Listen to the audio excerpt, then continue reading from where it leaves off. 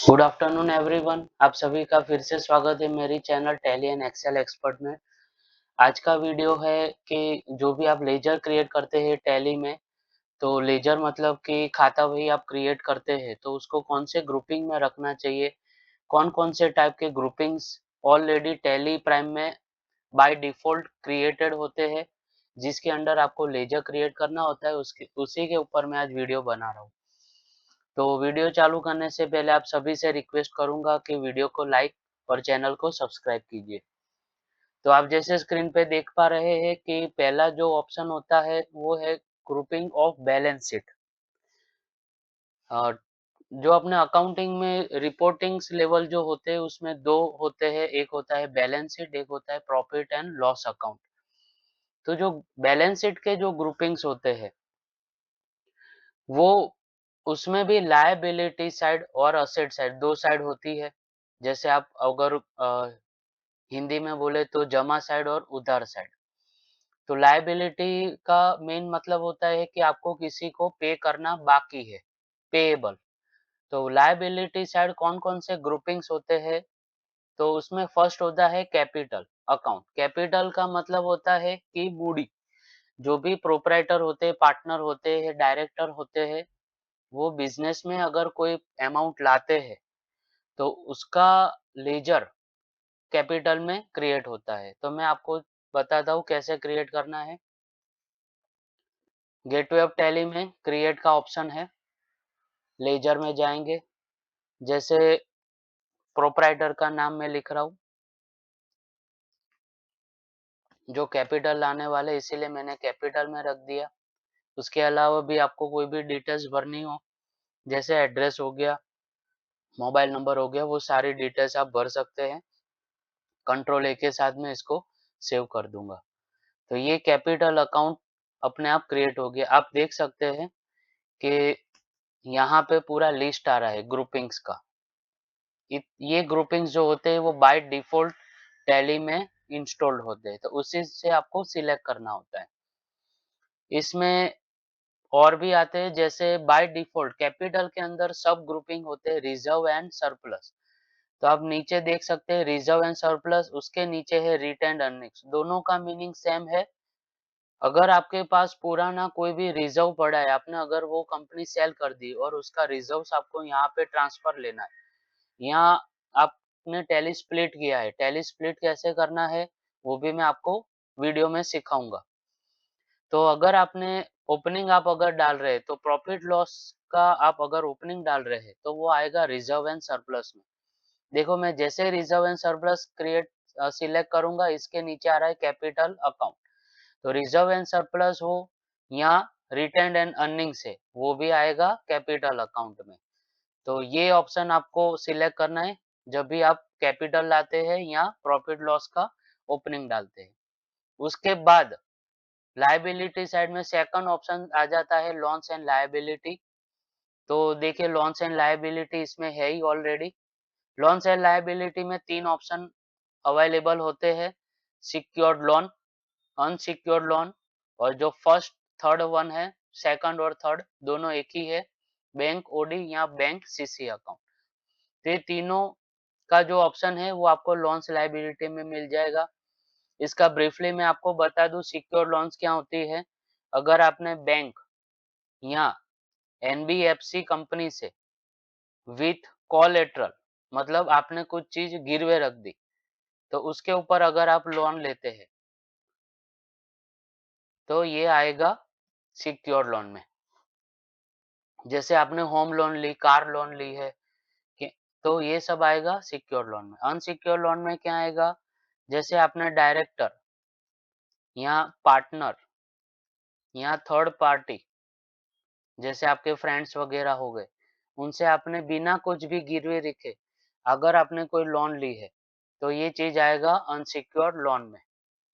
तीसरा है bank OD account, bank CC account. Bank OD account में क्या होता है, बैंक आपको ओवरड्राफ्ट देती है, वो भी एक तरफ का लोन ही है।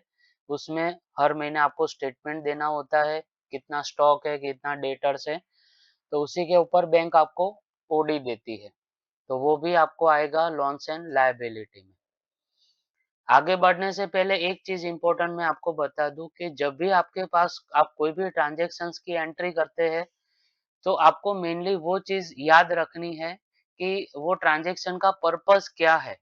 बैंक में रिसिप्ट आई है फॉर एग्जांपल, तो रिसिप्ट का पर्पस क्या है, उसी के ऊपर ये ग्रुपिंग क्रिएट होगा, मतलब उसके अंडर लेजर क्रिएट होगा। जैसे आपके पास रिसिप्ट आई है, उसमें प्रोप्राइटर का नाम लिखा है, तो इसका मतलब है कि प्रोप्राइटर अपने सेविंग अकाउंट से या पर्सनल कोई भी चीज से कंपनी में पैसा लाए हैं, तो वो आएगा कैपिटल अकाउंट में। बैंक ने आपको पेमेंट दिया है, बड़ी अमाउंट है और लोन स्टार्ट हुई है, तो वो आएगा सिक्योर्ड है, अनसिक्योर्ड है, बैंक ओडी है। तो जब भी आप एंट्री करो पहले उसका पर्पस जानो। अगर आप अकाउंटेंट एक सक्सेसफुल अकाउंटेंट बनना चाहते हैं तो ये चीज आपको बहुत इंपॉर्टेंट है कि एंट्री करने से पहले वो ट्रांजैक्शन का पर्पस जानिए। तो आगे बढ़ते हैं, तीसरा ऑप्शन है ब्रांच और डिवीजन। तो आप इसमें देख सकते हैं ब्रांच डिवीजन का ऑप्शन होता है। ब्रांच डिवीजन हो गया कि आपने एक से ज्यादा जगह पे आपका बिजनेस चलता है, गोडाउन है, जॉब वर्क हो गया, तो फैक्ट्रीज वगैरह हो गई, तो वो सब आपको उसके जो भी ट्रांजैक्शंस रहते हैं वो आपको ब्रांच ऑब्लिक डिविजन्स में डालने होते हैं। इसके बाद आता है करंट लायबिलिटीज। करंट लायबिलिटीज में पहला ऑप्शन होता है सन्ड्री क्रेडिटर। सन्ड्री क्रेडिटर्स का मतलब है कि आपने कहीं से भी स्टॉक परचेज किया है या कोई भी एक्सपेंस किया है जो बिजनेस के रिलेटेड है, तो मतलब परचेज ऑफ मटेरियल या इनकर्ड एनी एक्सपेंस। तो वो जो पार्टी होती है जिसको आपको पे करना बाकी है, आपके पास परचेज आ गया पर आप उसको बाद में पे करेंगे, पेएबल है, तो वो चीज आएगा सन्ड्री क्रेडिटर्स में। इसके बाद आएगा प्रोविजंस। प्रोविजंस में क्या होता है कि आपको ये साल का कुछ भी एक्सपेंस करना बाकी है जो आप नेक्स्ट ईयर करोगे, जैसे मंथ एंड की, अरे ईयर एंड की सैलरी पेएबल, या कोई भी आपके प्रोफेशनल जैसे कि ऑडिट फीस पेएबल, जो आज आप इसका प्रोविजन के साथ आप एक्सपेंस क्रिएट कर दोगे पर इसका पेमेंट आप नेक्स्ट ईयर करोगे, तो ये प्रोविजंस भी आएगा करंट लायबिलिटीज में। सन्ड्री क्रेडिटर्स देखिए इसमें नीचे ही बता देता हूँ, ये रहा सन्ड्री क्रेडिटर, दिख रहा है आपको करंट लायबिलिटीज में। उसके बाद है प्रोविजंस, तो ये रहा प्रोविजंस का ऑप्शन जो है करंट लायबिलिटीज में। तीसरा है ड्यूटीज एंड टैक्सेस। तो ड्यूटीज एंड टैक्सेस में क्या आएगा, जीएसटी हो गया, टीडीएस हो गया, प्रोफेशनल टैक्स हो गया, ईएसआई हो गया, इनकम टैक्स, मतलब आपके जितने भी टैक्स वगैरह लगते हैं आपके, वो सारा अंडर आएगा ड्यूटीज एंड टैक्सेस में। तो देखो ड्यूटीज एंड टैक्सेस भी यहाँ पे आपको बता रहा। अभी ड्यूटीज एंड टैक्सेस में टैली में जो एक मेन फीचर है वो है कि आपको पता है कि टैली आपको बाय डिफॉल्ट जीएसटी अमाउंट जो है वो क्रिएट करके दे देता है। तो ड्यूटीज एंड टैक्सेस में भी सब ग्रुपिंग में आपको अगर जीएसटी लेना है तो आप यहीं से सिलेक्ट कर सकते हैं। जैसे मैंने यहाँ अगर लेजर बना रहा हूँ सीजीएसटी, तो इसके मैं लूंगा, मैं जीएसटी में सीजीएसटी में लूंगा। अगर मैं इसको एसजीएसटी में लेना चाहता हूँ तो ये रहा एसजीएसटी, ये है आईजीएसटी और है सेस। तो इतने प्रकार आपको ऑलरेडी ड्यूटीज एंड टैक्सेस में मिल जाते हैं। अदर्स है तो अदर्स में भी आप डाल सकते हैं, अदर्स में जो जीएसटी के अलावा है वो सब इसी में आएगा। तो एक ब्रीफली मैंने आपको पूरी चीज एक्सप्लेन कर दी कि लायबिलिटी साइड कौन कौन से ग्रुपिंग होते हैं, इससे ज्यादा कुछ नहीं होता है। तो आप जो ये वीडियो जो है अगर आप पूरा देखोगे तो पूरा आप समझ जाओगे। आइए आगे चलते हैं, ये हो गया लायबिलिटी साइड। दूसरा है एसेट साइड। एसेट साइड क्या होता है कि आपको अगर कुछ भी आपके एसेट है, आपका इन्वेस्टमेंट हो गया, आपने फिक्स एसेट बनाई है, या आपके जो भी डेटर्स वगैरह है जिससे आपको रिसीव होना है, वो सब चीजें आएगी एसेट साइड में। तो एसेट साइड में फर्स्ट जो होता है फिक्स एसेट है। देखिए फिक्स एसेट में मानो मैं यहाँ लिखता हूँ कार, तो अंडर आपको लेना है फिक्स एसेट में। तो जो भी आपने कोई भी असेट परचेज़ की है जो 1 साल से ज़्यादा चलने वाली है, वो सारी चीज़ें आएगी फिक्स असेट में। जैसे आपने मशीनरी लिया है, फर्नीचर आपने परचेज़ किया है, तो वो सारी चीज़ें आएगी फिक्स असेट में। उसके बाद आता है इन्वेस्टमेंट, तो आपने बिज़नेस के रिलेटेड आपने कोई भी इन्वेस्टमेंट किया है, जैसे आपने म्यूचुअल फंड्स लिए हैं, तो एलआईसी का प्रीमियम वगैरह पे करते हैं, वो सब चीज़ें आएगी इन्वेस्टमेंट में। उसके बाद आता है लोन्स एंड एडवांसेस असेट्स में।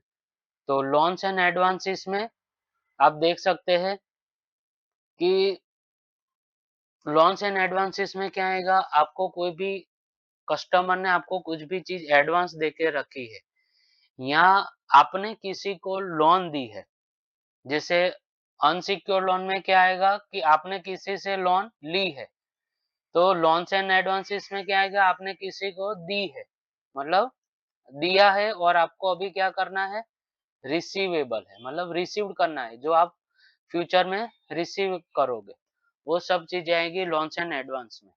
लोन्स एंड एडवांस में ही एक ऑप्शन आता है डिपॉजिट का। डिपॉजिट क्या होती है? तो डिपॉजिट वो आएगा कि अगर आपने बिज़नेस के लिए कहीं भी डिपॉजिट रखी है, जैसे आप टेंडर भरते हो, तो आपको गवर्नमेंट में डिपॉजिट देना होता है। तो वो सब डिपॉजिट आएगी डिपॉजिट के कॉलम में। ये रहा डिपॉजिट, वो करंट असेट्स के अंडर आएगी। करंट असेट्स में दूसरा जो ऑप्शन आता है वो है सन्ड्री डेटर्स। सन्ड्री डेटर्स क्या हो गया? अगर आपने किसी को सेल ऑफ मटेरियल किया है, सेल का बिल बना है जैसे कि फॉर एग्जांपल, और उससे आपको पेमेंट लेना है, या आपने किसी को सर्विस दी है और उससे आपको पेमेंट लेना है, जो आपको फ्यूचर में देगा, तो वो सब आएगा सन्ड्री डेटर्स में। इसके बाद आता है स्टॉक इन हैंड। तो स्टॉक इन हैंड क्या होता है? इसका पूरा कॉन्सेप्ट जो है टैली में अलग से दिया है, जैसे मैं गेटवे ऑफ टैली पे जाके आपको बताता हूँ। देखो ये रहा स्टॉक समरी। स्टॉक समरी का जो ऑप्शन, आप इसमें जो भी स्टॉक रखोगे, वो stock by default stock in hand में लिख के आ जाएगा, जो आपको 2 जगह दिखेगा। एक करंट असेट्स में दिखेगा, जो बैलेंस शीट में है, और प्रॉफिट एंड लॉस में भी आएगा, वो नेक्स्ट में मैं आपको बता रहा हूँ। स्टॉक के बाद आता है कैश इन हैंड। आपने कैश का लेजर होता है, जो आप कैश के ट्रांजैक्शन करते हो। आपके कैश काउंटर से कितनी कैश आपने किसी को पे की है, उसकी एंट्री इसमें आएगी। किसी से आपने कैश ली है, तो वो एंट्री कैश इन हैंड में आएगी, जो आएगा करंट असेट्स में। एज़ पर लॉ हमेशा कैश डेबिट बैलेंस ही होना चाहिए। कैश का डेबिट बैलेंस क्यों होता है? इसका मतलब है कि आपके पास कैश है और आपने पे की है। कभी ऐसा नहीं हो सकता प्रैक्टिकली कि आपके पास कैश ना हो और आपने कैश का एक्सपेंस किया हो। अगर ऐसा आप करते हो तो टैली में ये चीज़ नेगेटिव मानी जाएगी, जो रेड कलर से हाइलाइट होगी। इसके बाद आता है बैंक अकाउंट्स। तो बैंक देखो, बैंक अकाउंट्स का जो लेजर है वो मैं आपको क्रिएट करके बताता हूँ। जैसे मैंने सिलेक्ट कर दिया है बैंक ऑफ बड़ौदा, इसके अंडर आएँगे बैंक अकाउंट। क्यों मैं आपको बैंक का बता रहा हूँ, इसका ऑप्शन मैं बता रहा हूँ, देखिए। बैंक जैसे ही सिलेक्ट करोगे, आपको बताएँगे कि आपको इसका अकाउंट नंबर डालना है, तो मैंने अकाउंट नंबर फॉर एग्ज़ाम्पल डाल दिया। इसके बाद आईएफएससी कोड भी आप डाल सकते हो, जैसे मैंने डाल दिया। इसके बाद स्विफ्ट कोड आता है। स्विफ्ट कोड क्या होता है? बाहर से आपको पेमेंट लाना है, फॉरेन से, इसके लिए स्विफ्ट कोड होता है। बैंक नेम जो है, वो ये मेन इम्पोर्टेंट है, बैंक नेम। जो बैंक नेम है, वो आपको यहाँ पे सिलेक्ट इसीलिए करना है कि टैली 7.0 में उन्होंने एक नया कॉन्सेप्ट लाया है कि आप बैंक का जो स्टेटमेंट है, वो आप बाय डिफ़ॉल्ट इसमें आप इम्पोर्ट कर सकते हो। उसका मैं वीडियो अभी नेक्स्ट बनाऊँगा, तो वो इसके साथ रिलेटेड है, इसीलिए मैं आपको बता रहा हूँ। बैंक नेम जैसे मैंने सिलेक्ट कर दिया, बैंक ऑफ बड़ौदा, इंडिया हो गया। ब्रांच आपको डालना है, जैसे मैं ब्रांच डाल रहा हूँ Ahmedabad for example. Client code हो गया, जो क्लाइंट आईडी होता है, जैसे मैंने डाल दिया।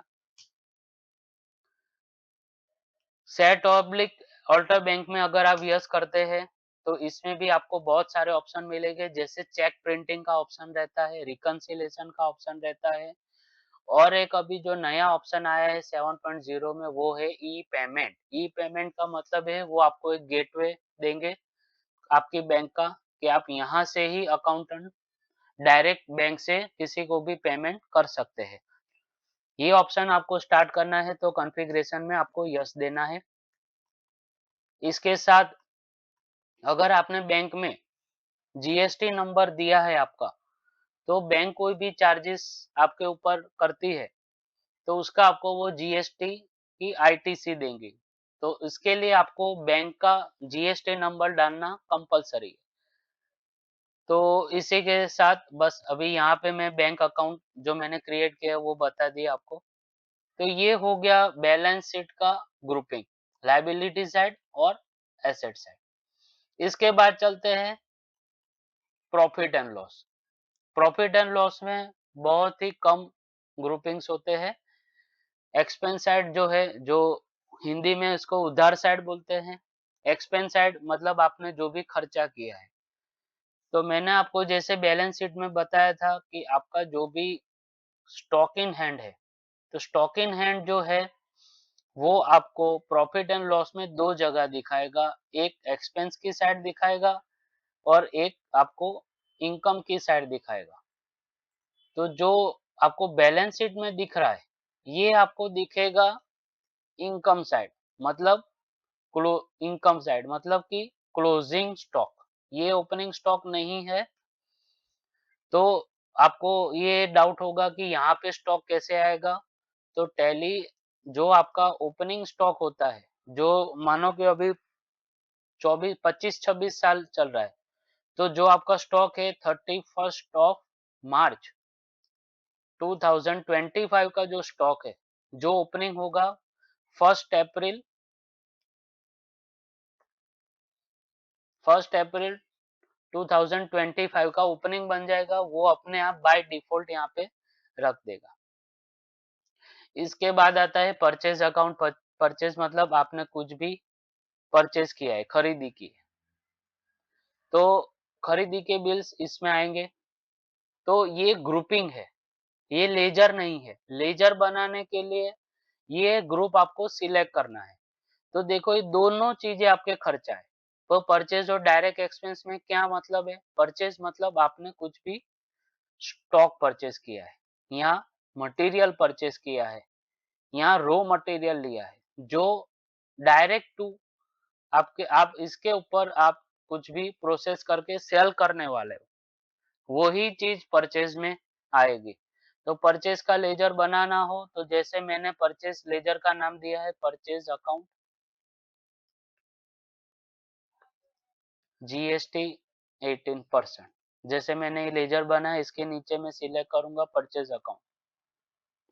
तुरंत ही आपको पूछेगा कि आपको इन्वेंटरी वैल्यू इफेक्ट करना है, उसमें आपको अगर आप स्टॉक की एंट्री कर रहे हैं, तो आपको यस देना है। यहाँ पे नॉट एप्लीकेबल करना है। जीएसटी काउंट करने के लिए आपको चीज़ें बाय डिफ़ॉल्ट इसमें डालनी पड़ेगी, जैसे कुछ भी मटेरियल है, स्टॉक है, तो इसका एचएसएन कोड डालना है और जीएसटी का रेट डालना है। मतलब 18% हो गया, जो भी आपको कैलकुलेट करना है। तो परचेज़ की एंट्री स्लाइड कॉम्प्लिकेटेड है, इसके लिए मैं एक अलग से आपको वीडियो बनाऊँगा, क्योंकि परचेज़ अलग-अलग टाइप के होते हैं, जैसे कि विथ स्टॉक हो गया, विदाउट स्टॉक हो गया, फिर डिफरेंट जीएसटी रेट वाले स्टॉक हो गए, फिर स्टॉक विथ सर्विस हो गया, या सर्विस की एंट्री हो गई। ये सारी एंट्री जो है वो आपके परचेज़ में आएगी। तो इसके लिए कौन कैसे जीएसटी को एप्लीकेबल करना है, वो मैं आपको नेक्स्ट वीडियो में ही बताऊंगा। तो नेक्स्ट आता है डायरेक्ट एक्सपेंस। डायरेक्ट एक्सपेंस क्या होता है कि जो भी आप खर्चा करते हैं वो डायरेक्टली आपके मैन्युफैक्चरिंग या ट्रेडिंग के साथ अटैच्ड है। जैसे कि आप स्टॉक को ट्रांसपोर्ट कर रहे हैं, तो ट्रांसपोर्ट एक्सपेंस हो गया। जो मेनली डायरेक्टली आपके सेल्स या परचेज के साथ रिलेटेड है। तो इसका मेन डेफिनेशन है सेल्स ऑब्लिक परचेज के साथ रिलेटेड एक्सपेंस। वो जो भी खर्चे आप करते हैं, ये सारे चीज आएगी डायरेक्ट एक्सपेंस में। इलेक्ट्रिसिटी एक्सपेंस हो गया, तो अकाउंटेंट को देखना है इलेक्ट्रिसिटी एक्सपेंस कहाँ का है। अगर फैक्ट्री का है तो डायरेक्ट एक्सपेंस में आएगा, हेड ऑफिस है वो आएगा इनडायरेक्ट एक्सपेंस में। जो एक्सपेंस से आपके ग्रॉस प्रॉफिट पे इफेक्ट आती है, जो आपके खर्चे आपकी कॉस्टिंग को बढ़ाते हैं, वो सारे एक्सपेंस डायरेक्ट एक्सपेंस में आएंगे। इनडायरेक्ट एक्सपेंस में कौन सा एक्सपेंस आएगा, इसका एक सिंपल डेफिनेशन है कि अगर आप बिजनेस नहीं भी करते फिर भी आपको कुछ भी एक्सपेंस करना पड़ता है, जैसे फैक्ट्री रेंट हो गया, ऑफिस रेंट हो गई, सैलरी हो गई, ऑफिस के रिलेटेड एक्सपेंस हो गए, एडमिन खर्चा हो गया, वो सारे एक्सपेंस इनडायरेक्ट एक्सपेंस में आएंगे, जिसका दूसरा नाम है संक कॉस्ट। संक कॉस्ट मतलब फिक्स, ये आपको करना ही है, आप कुछ भी कर लो, बिजनेस करो ना करो, फिर भी आपको ये एक्सपेंस करना है। जैसे आपने कंपनी क्रिएट की, आपको ये एक्सपेंस लगने ही लगने। तो ये खर्चा जो भी आप बनाओगे, लेजर बनाओगे, वो आपको इनडायरेक्ट एक्सपेंस में सिलेक्ट करना है। इसके साथ इसके बाद आता है income side. Profit and loss में इनकम साइड, इनकम साइड मतलब जमा साइड, जो आपकी इनकम है, आपकी आवक होने वाली, इसमें पहला ही है सेल्स अकाउंट। तो जो परचेज में जितने ऑप्शन है, विथ स्टॉक है, विदाउट स्टॉक है, डिफरेंट जीएसटी रेट स्टॉक है, स्टॉक विथ सर्विस है या सर्विस, वो सारी चीजें एप्लीकेबल होगी सेल्स में भी। तो सेल्स के रिलेटेड आप लेजर बना रहे हो तो आपको अंडर ग्रुप रखना है सेल्स में। डायरेक्ट इनकम में क्या हो गया कि आपके कुछ भी सर्विस की इनकम है, जो मैंने यहाँ पे लिखी है सर्विस, तो आप अगर सर्विस इंडस्ट्री में हो तो आपको रखना है डायरेक्ट इनकम में। इसके बाद आता है क्लोजिंग स्टॉक।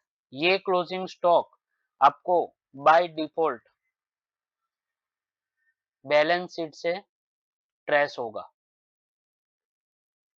जिस मतलब कि यहाँ पे जो भी बैलेंस दिखाएगा, देखो इनकम साइड क्लोजिंग स्टॉक, वही अमाउंट आपको यहाँ पे दिखाएगी।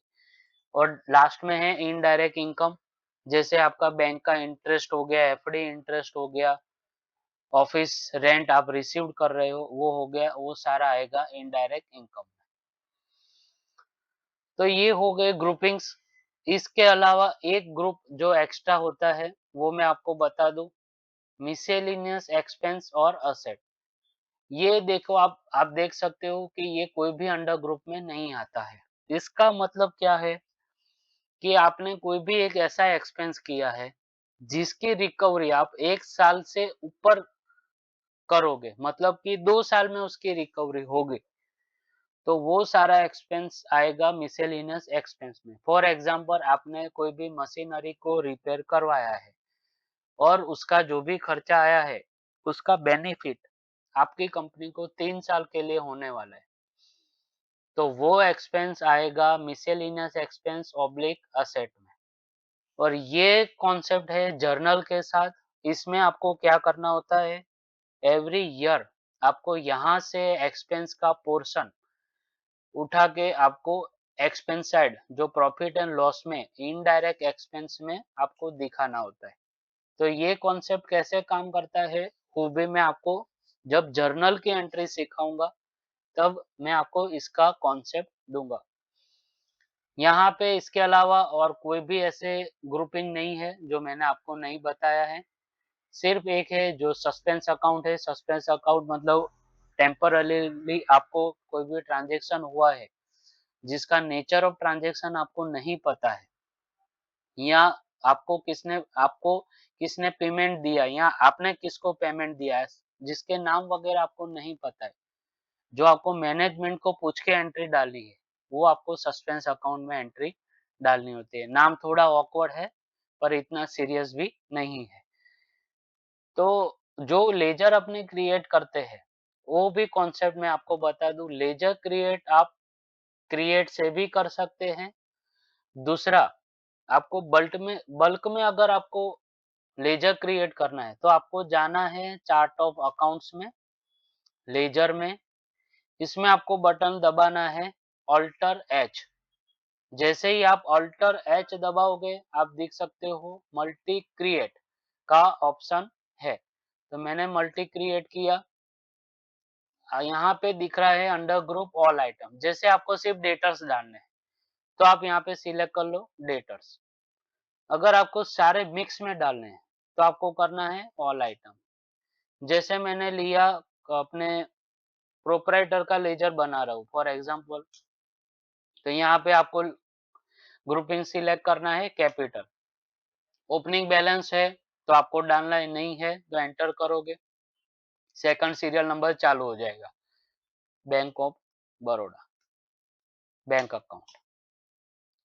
फिर दीपेश सन्ड्री क्रेडिटर्स, यहाँ सन्ड्री डेटर, मतलब आपको पर्पस जानना है उसके।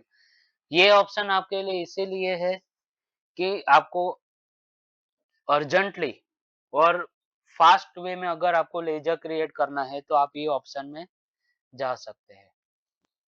तो ये हो गया आज का वीडियो कि ग्रुपिंग्स वगैरह क्या है। आई होप आपको यही वीडियो में सारी इंफॉर्मेशन मिल गई होगी। अगर कोई भी इंफॉर्मेशन आपको इसके अलावा भी जाननी है ग्रुपिंग के, तो आप मुझे कमेंट बॉक्स में लिखिए, मैं आपको उसका रिप्लाई दे दूंगा। तो इसी के साथ मैं वीडियो को यहाँ पे स्टॉप करता हूँ। आई होप आपको ये वीडियो अच्छा लगा होगा। तो जब तक मैं नया वीडियो बनाता हूँ तब तक आप सभी का धन्यवाद। मिलते हैं नए वीडियो के साथ, तब तक थैंक यू।